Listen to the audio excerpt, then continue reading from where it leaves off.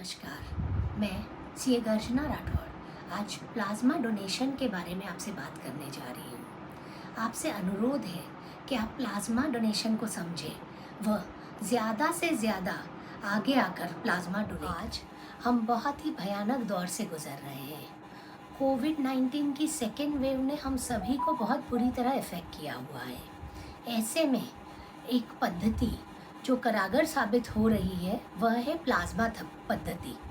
पिछले कुछ दिनों से कोविड के प्लाज्मा के लिए कॉल करते वक्त मैंने यह पाया कि प्लाज्मा को लेकर लोगों के मन में काफ़ी संशय है। व्यक्ति समझ नहीं पा रहे हैं कि प्लाज्मा थेरेपी क्या है और उसमें किस तरह इलाज हो रहा है। वहीं जो व्यक्ति प्लाज्मा डोनेट कर रहा है उसके मन में भी बहुत सारे प्रश्न हैं इससे रिलेटेड। यह वीडियो उन्हीं प्रश्नों को कुछ हद तक समाधान करने की कोशिश कर रहा है। प्लाज्मा क्या है? जैसा कि आप सभी जानते हैं कि हमारा जो ब्लड है वह 3 पदार्थों से बना है, RBC red blood cells, WBC white blood cells और तीसरा जो पीला लिक्विड पदार्थ है जो 92% ब्लड का पार्ट होता है उसमें प्रोटीन्स होते हैं और वहीं प्लाज्मा पाया जाता है। प्लाज्मा थेरेपी के अंतर्गत यही प्लाज्मा कोविड-19 से जो पेशेंट ठीक हो चुके हैं उनकी बॉडी का प्लाज्मा वह पेशेंट जो वर्तमान में कोविड-19 से जूझ रहे हैं उन्हें चढ़ाया जाता है। तो कौन ऐसे व्यक्ति हैं जो प्लाज्मा डोनेट कर सकते हैं? गवर्नमेंट गाइडलाइन के हिसाब से वह व्यक्ति जो कोविड-19 से रिकवर हो चुके हैं और जिन्हें रिकवर होके 20 दिन से ज़्यादा हो चुके हैं वह अपना प्लाज्मा डोनेट कर सकते हैं। जो व्यक्ति प्लाज्मा डोनेट कर रहा है उसकी आयु 18 वर्ष से 60 वर्ष के बीच होनी चाहिए। वह पूर्णतः स्वस्थ होना चाहिए। हाँ, अगर उस व्यक्ति को थोड़ा सर्दी खांसी या कमज़ोरी है उस दशा में भी वह अपना प्लाज्मा डोनेट कर सकता है। एक भ्रांति और यह है कि क्या प्लाज्मा डोनेट करने से व्यक्ति को वीकनेस आ जाती है? नहीं, ऐसा बिल्कुल नहीं है, क्योंकि प्लाज्मा डोनेट करते वक्त आपका आरबीसी और डब्ल्यूबीसी नहीं लिया जाता, सिर्फ प्लाज्मा लिया जाता है। उसके कारण वीकनेस आने की कोई संभावना नहीं रहती है। एक और प्रश्न जो आ रहा है कि प्लाज्मा हॉस्पिटल्स में लिया जा रहा है जहाँ कोविड पेशेंट्स भी है, तो नहीं, प्लाज्मा जहाँ लिया जा रहा है वो ब्लड बैंक्स हैं और ब्लड बैंक्स में कोविड पेशेंट की कोई एंट्री नहीं होती, तो प्लाज्मा डोनेट करना इसीलिए सेफ है। प्लाज्मा डोनेट करने के लिए कैसे तैयारी की जाए?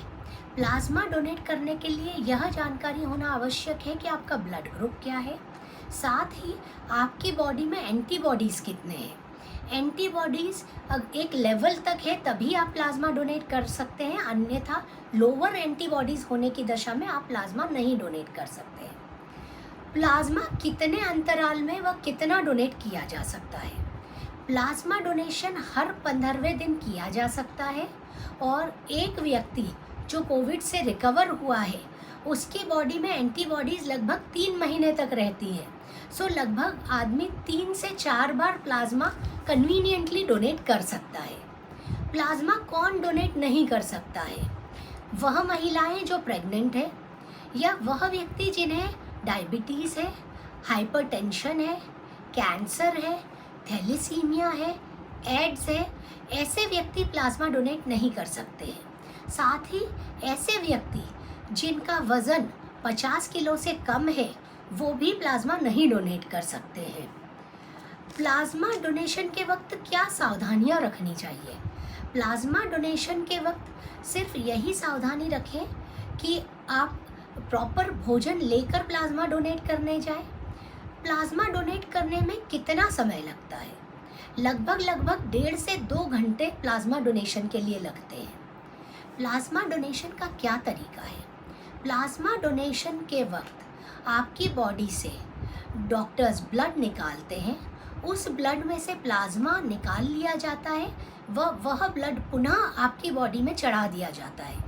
यह सारा एक मशीन के थ्रू होता है, सो आपकी बॉडी को कहीं भी इन्फेक्टेड होने के चांसेस नहीं होते हैं। आई एम श्योर कि इस वीडियो से प्लाज्मा से रिलेटेड आपके जो भी डाउट्स हैं वो क्लियर हुए होंगे। मैं आपसे सविनय अनुरोध करती हूँ कि प्लाज्मा डोनेशन से काफ़ी मरीज़ ठीक हो रहे हैं, तो आप आगे आएँ और प्लाज्मा डोनेट करें। Thank you.